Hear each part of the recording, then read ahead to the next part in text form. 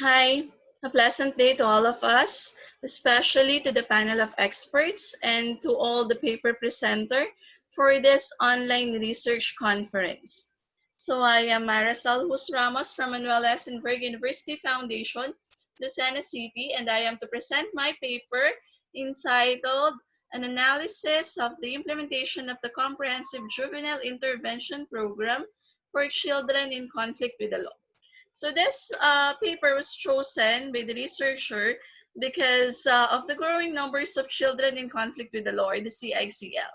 So this intends to determine the measures that we provide to address the problems of delinquency among minors, considering that the Comprehensive Juvenile Intervention Program embodies a detailed strategy to realize the objectives of the juvenile intervention and prevention. So hence this paper reviewed and assessed the program in order to determine the effectiveness and for possible modification or improvement. So from here, the objectives are identified. So here are the objectives. Objective number 1 aims to determine the extent of participation of children in conflict with the law in terms of the primary, secondary, and tertiary intervention program. So secondly, this paper aims to evaluate the implementation of the intervention program for children in conflict with the law in terms of performance of functions by the social workers. Thirdly, it also aims to evaluate the implementation of the intervention program in terms of accomplishment of program objectives. And fourth, it aims to identify the problems encountered in the implementation of the program. So this is in order to dig deeper on the factors that hampers the implementation of the program. And lastly, to determine the impact of the Comprehensive Juvenile Intervention Program to the CICL with respect to reformation and reintegration. So in order to achieve these objectives, the researcher utilized the following methods. So the descriptive survey method of research was utilized in this study. So this method was directed towards ascertaining the conditions that prevail in a group. In this case, a mixture of qualitative and quantitative methods were used to collect the data. So the quantitative data collection was conducted first in a form of survey questionnaire. This was followed by the qualitative data collection in the form of interview. So this is in order to have in-depth understanding on the key issues of the study.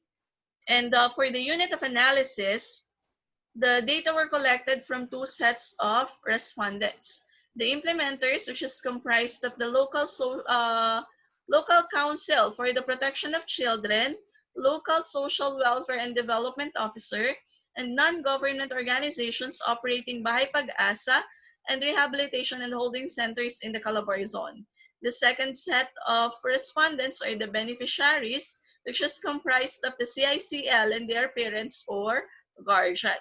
So considering that the number of the implementers are minimal, the researcher decided to utilize total enumeration sampling, while simple random sampling was utilized in terms of the CICL and convenience sampling in terms of parents or guardian. Also, in choosing CICL, only those with court order are chosen as a pool of respondents. So in terms of data analysis, weighted mean was used for the quantitative data, while actual coding for narrative was utilized for the qualitative data. So these are the results of the study. Result number 1 meets objective number 1. So there is extensive participation of children in conflict with the law in the intervention program. Both in the primary, secondary, and tertiary levels are being provided for them.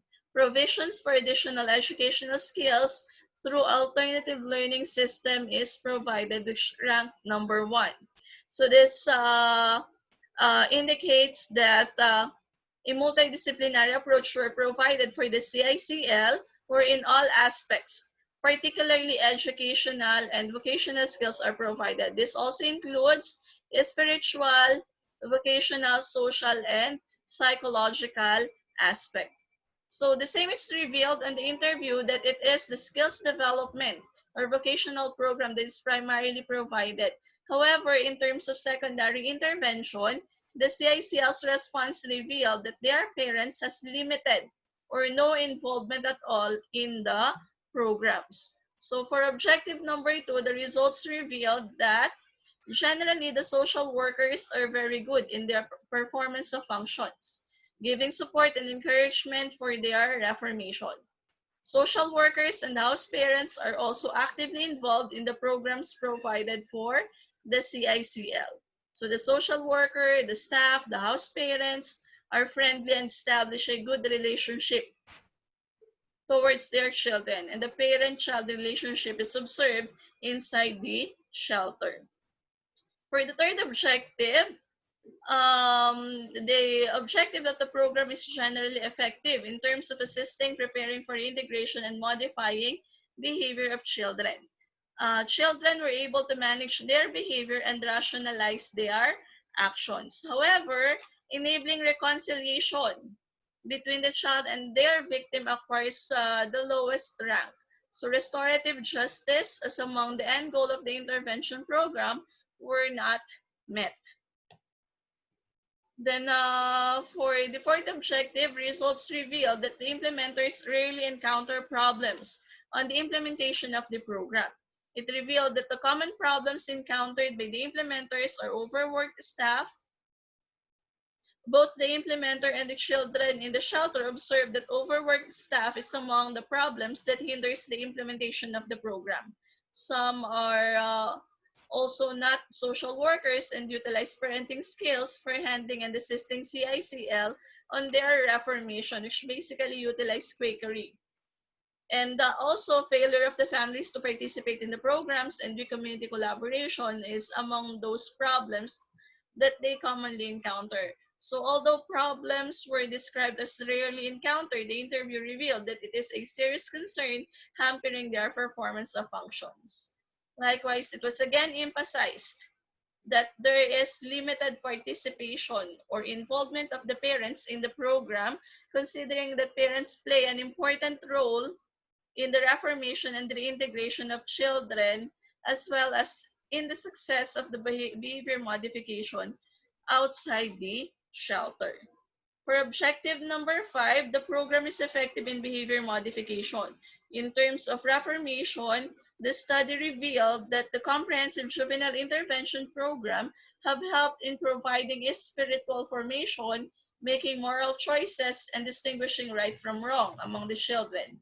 In terms of reintegration, the comprehensive intervention program have helped in improving educational skills, life skills, and aspects of socialization between and among the children in the shelter to prepare them for the life outside. However, it is within the shelter.